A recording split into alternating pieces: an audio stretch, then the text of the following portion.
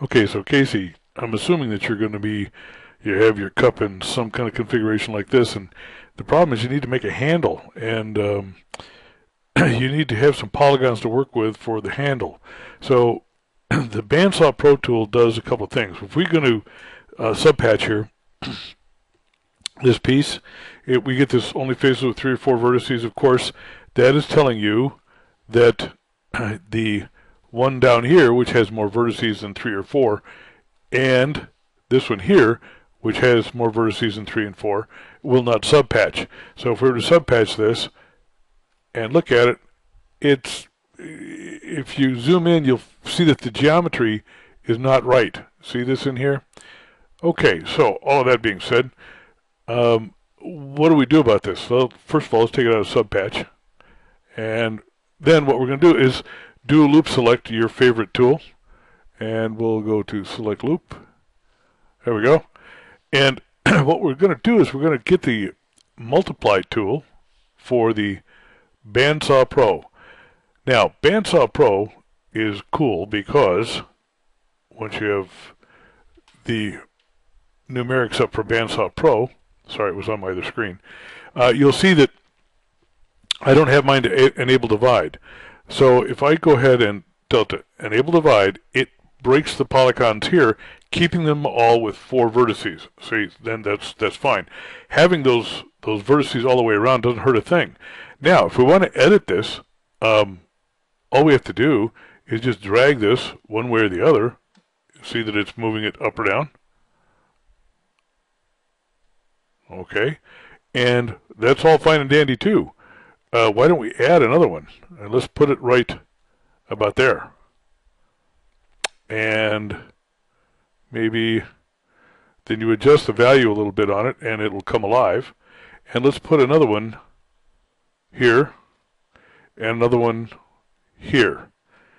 Now, if you look at the values, you've got polygons that you can work with. Let's accept this and close it and get everything out, deselect it.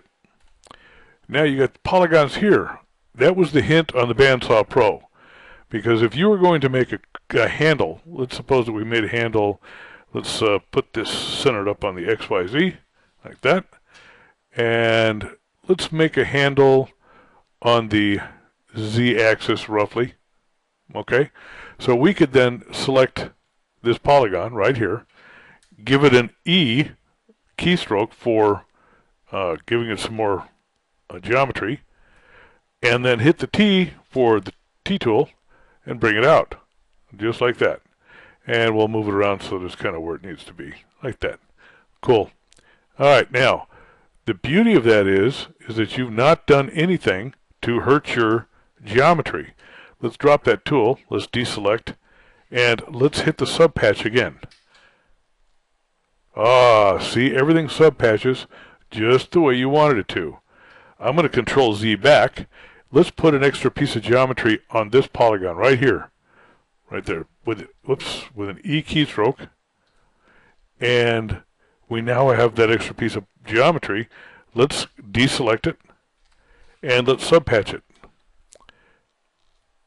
Now you see that it's giving you a constraint on that polygon because there's actually 2 polygons there, so it gives you more control. I would say that this might be a great hint for you on how to make a handle for your coffee cup. And another hint that might be is that let's Control Z back and get that all back to there. If we were to, and Control Z again to drop that geometry, we already have that extra geometry. So let's go down and let's select this polygon also.